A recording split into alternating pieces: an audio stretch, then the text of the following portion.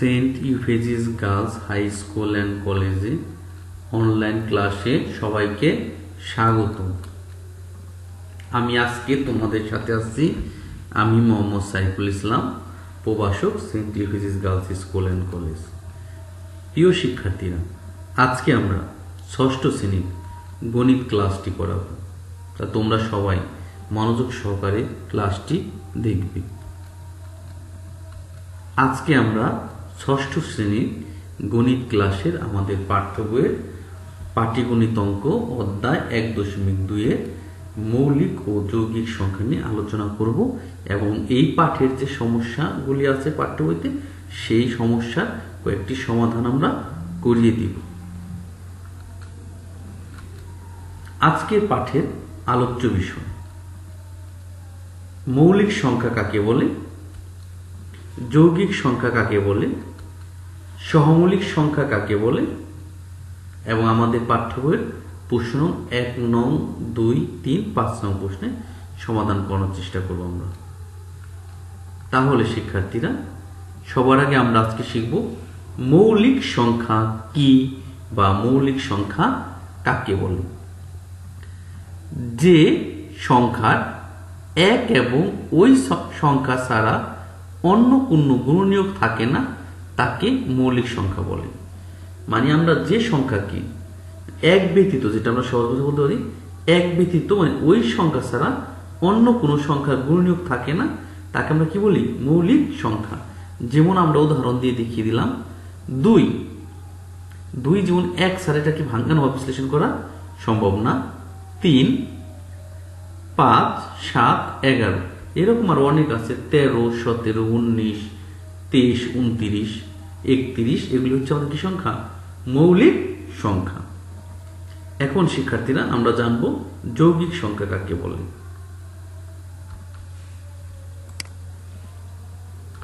যৌগিক সংখ্যা হচ্ছে যে সংখ্যা এক এবং ওই সংখ্যা ছাড়াও এক বা একাধিক গুণনীয়ক হতে পারে তাকে যৌগিক সংখ্যা বলে।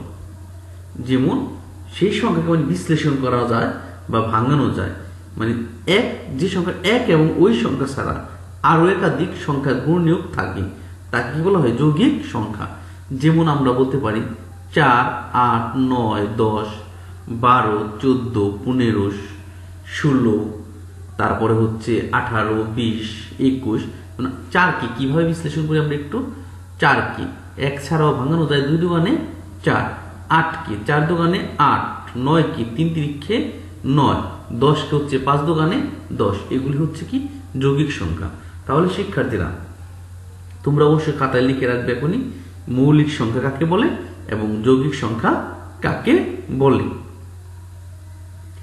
এরপরে আসি আমরা আমাদের পাঠ্য বইয়ের যে 1 নম্বর যে প্রশ্নটি আছে, প্রশ্নটি ভাবে আমাদের পাঠ্য বইতে দেওয়া আছে, সেই সমস্যাটা সমাধান করব। 30 থেকে 70 এর মধ্যে মৌলিক সংখ্যাগুলো লেখো। মানে আমাদের যে সংখ্যা আছে 30 থেকে আমরা শুরু করব এবং শেষ করব 70 পর্যন্ত। এর মধ্যে তো 2 রকম সংখ্যা আছে, মৌলিক সংখ্যা এবং যৌগিক সংখ্যা। কিন্তু শিক্ষার্থীরা আমাদের শুধু বলছে কি মৌলিক সংখ্যাগুলো লিখবো, কিন্তু এখানে একটা কথা আছে, আমরা কিন্তু ইতিমধ্যে শিখেছি যে মৌলিক সংখ্যা কাকে বলে। সেই সংজ্ঞাটা জানলে আমরা ইজিলি কিন্তু আমরা কি করতে পারি, লিখতে পারি। তাহলে 30 থেকে 70 এর মধ্যে মৌলিক সংখ্যাগুলো হলো শিক্ষার্থীরা। এখানে সবার আগে আমরা দেখো, আমরা লিখে দিচ্ছি যে কটা সংখ্যা আছে। 31 এটা কি সংখ্যা, আমাদের মৌলিক সংখ্যা। 32 কিন্তু লিখিনি, কারণ 32 হচ্ছে জোড় সংখ্যা। জোড় সংখ্যা শুধু 2 বাদে সবই কিন্তু যৌগিক সংখ্যা। 33 কেও ভাঙানো যায়, 3 11 কত 33। 34 জোড় 35 হচ্ছে, এটা কি করা যায়, ভাঙানো যায়, 5 7 35। 36 জোড় 37, তারপর 31 পরে কত 37। 37 কিন্তু কি করা যায় না, ভাঙানো যায় না। এরপরে আছে আমাদের কত 41। 41 এক ছাড়া অন্য কোনো সংখ্যা কি করা যায় না, ভাঙানো যায় না। সেহেতু এটা কি সংখ্যা, মৌলিক সংখ্যা। 43 ভাঙানো যায় না, 47ও ভাঙানো যায় না, 53ও ভাঙানো যায় না, 59ও ভাঙানো যায় না। এরপর 61 এবং 67। তাহলে 30 থেকে 70 পর্যন্ত মৌলিক সংখ্যাগুলো আমি আবার বলতেছি, 31, 37, 41, 43, 47, 53, 59, 61, 67। পরবর্তী প্রশ্নে যে আমরা 3 নম্বর যে প্রশ্নের সেটা আমরা উত্তর করে দিব। এখানে প্রথমে আমাদের 3 নম্বর প্রশ্নের প্রথমে লেখা আছে, নিচের কোন সংখ্যাগুলো নির্দেশিত সংখ্যাগুলো দিয়ে নিঃশেষে বিভাজ্য। আমাদের ক নাম্বার যে প্রশ্ন, আমাদের ক নাম্বার প্রশ্নে 3টা অঙ্ক আছে, এটাখানে আমরা 3টা অঙ্কের সমাধান করব। যেমন ক নাম্বার হচ্ছে 3 দিয়ে, মানে আমাদের বোঝানো হয়েছে 3 দিয়ে সংখ্যাগুলো নিঃশেষে বিভাজ্য কিনা। এখানে প্রথম সংখ্যা আছে 445, দ্বিতীয় সংখ্যা হচ্ছে 6774 এবং তৃতীয় সংখ্যা হচ্ছে 8535। তাহলে শিক্ষার্থীরা আমাদের আগে জানতে হবে 3 দ্বারা বিভাজ্যটা কিভাবে আমরা নির্ণয় করতে পারি। তাহলে শিক্ষার্থীরা একটু মনোযোগ সহকারে আমরা শুনি কিভাবে নির্ণয় করতে পারি। আমাদের যে অঙ্কগুলো থাকবে সেই অঙ্কগুলোর যোগফল যদি 3 দ্বারাই বিভাজ্য হয় তাহলে ওই সংখ্যাটি 3 দ্বারাই বিভাজ্য। যদি ওই অঙ্কগুলোর যোগফল 3 দ্বারাই বিভাজ্য না হয় তাহলে কিন্তু ওই অঙ্কটিও 3 দ্বারাই বিভাজ্য নয়। তাহলে শিক্ষার্থীরা স্পষ্ট কিন্তু তোমরা বুঝতে পারবে, আর একটা অঙ্ক বুঝতে পারলে তোমরা এই 3 দ্বারা বিভাজ্য প্রতিটি অঙ্কে তোমরা উত্তর করতে পারবে আমি আশা করি। প্রথম সংখ্যা আমাদের এখানে প্রথম সংখ্যা আছে কত? 545। তাহলে শিক্ষার্থীরা এখন আমরা দেখি 545 সংখ্যাটির অঙ্কগুলোর যোগফল। এখানে প্রথম সংখ্যা 5 যোগ 4 যোগ 5 যোগ করি আমরা কত হয়? 5 আর 4 কত? 9, 9 আর 5 কি? 14। এখন আমাদের শিক্ষার্থীরা জানতে হবে 3-এর ঘরে আমরা নামতা পড়ি। 3 অক্ষে 3, 3 দুগুণে 6, 3 তিরিক্ষে 9, 3 চারা 12 এবং 3 পাঁচা কত? 15। 3 কিন্তু 14-র মধ্যে যায় না। আমরা বুঝতে পেরেছি শিক্ষার্থীরা, মানে 14-র মধ্যে কি, মানে যে যোগফলটা হচ্ছে 3 কি যায় না? সেখানে যায় না, কারণ 3 পাঁচা 15 হয়, আবার 3 চারা 12 হয়। তাহলে যা 3 দ্বারা কি নয়? বিভাজ্য নয়। তাহলে আমাদের যে সংখ্যাটি আছে 545 সংখ্যাটি 3 দ্বারা বিভাজ্য নয়। যদি শিক্ষার্থীরা এই সংখ্যাটা যোগফল 3 দ্বারা বিভাজ্য হতো তাহলে এই সংখ্যাটিও 3 দ্বারা কি হতো? বিভাজ্য হতো। এরপর শিক্ষার্থীরা আমরা যে প্রশ্ন তার হচ্ছে 3 এর ক নাম্বারে খ, মানে দ্বিতীয় যে অঙ্কটা, সেখানে আমাদের প্রশ্নে দেওয়া আছে দ্বিতীয় সংখ্যা 6774, 6774। এখন এই অঙ্কগুলোর যোগফল দেখি। 6774 সংখ্যাটির অঙ্কগুলোর যোগফল 6 যোগ 7 যোগ 7 যোগ 4 যোগ করি। 6 আর 7 13, 13 আর 7 20, 20 আর কত? 24। 24-এর মধ্যে এখন আমরা 3-এর ঘরে নামতা করি। 3 অক্ষে 3, 3 দুগুণে 6, 3 তিরিক্ষে 9, 3 চারা 12, 3 পাঁচা 15, 3 6 18, 3 7 21, 3 8 24। 24-এর মধ্যে অলরেডি গিয়েছি যে 3 গুণ 8, 3 8 কত? 24, যা 3 দ্বারা বিভাজ্য। তাহলে শিক্ষার্থী আমরা বুঝতে পারলাম কি এত সংখ্যাটি 3 দ্বারাই কি বিভাজ্য। এর পরের সংখ্যাটা আমাদের কি আছে দেখি। পরের সংখ্যা আছে হচ্ছে তৃতীয় সংখ্যা 8535। এখন দেখি এই সংখ্যাগুলো 8535 সংখ্যাটির অঙ্কগুলোর যোগফল 8535। 8 আর 5 13, 13 আর 3 16, 16 আর 5 21। 21-এর মধ্যে 3 যায় কিনা? 3 অক্ষে 3, 3 দুগুণে 6, 3 তিরিক্ষে 9, 3 চারা 12, 3 পাঁচা 15, 3 6 18, 3 7 21, যা 3 দ্বারা বিভাজ্য। তাহলে শিক্ষার্থীরা 8535 সংখ্যাটি 3 দ্বারা বিভাজ্য। তাহলে শিক্ষার্থীরা যে কোনো এরকম অঙ্ক বা সংখ্যাগুলি যদি দেওয়া থাকে 3 দ্বারা বিভাজ্য কিনা আমরা কিন্তু অতি সহজে আমরা কি করতে পারি? নির্ণয় করতে পারবো, এটা আমি মনে করি। এখন আমাদের খ নাম্বার প্রশ্ন আমাদের বলছে যে অঙ্কগুলি দেওয়া আছে 4 দ্বারাই বিভাজ্য কিনা, এখানে 3টা অঙ্ক দেওয়া আছে। এখন শিক্ষার্থীরা আমাদের জানতে হবে 4 দ্বারাই বিভাজ্যটা কিভাবে আমরা নির্ণয় করব। প্রথমে বলে নিই, একক ও দশক স্থানীয় দ্বারায় অঙ্কটি যদি 4 দ্বারায় বিভাজ্য হয় তাহলে সংখ্যাটি কি 4 দ্বারায় বিভাজ্য। আবার বলি আমি, কোনো সংখ্যার যে সংখ্যাটা দেওয়া থাকবে সেই সংখ্যার একক ও দশক স্থানীয় মান যদি 4 দ্বারায় বিভাজ্য হয় তাহলে সংখ্যাটি কি হবে 4 দ্বারায় বিভাজ্য হবে। প্রথম সংখ্যা আমাদের দেওয়া আছে 8, 5, 4, 2। তাহলে আমরা দেখি 8, 5, 4, 2 সংখ্যাটির একক ও দশক স্থানীয় অঙ্ক দুটি দ্বারা গঠিত সংখ্যা হচ্ছে।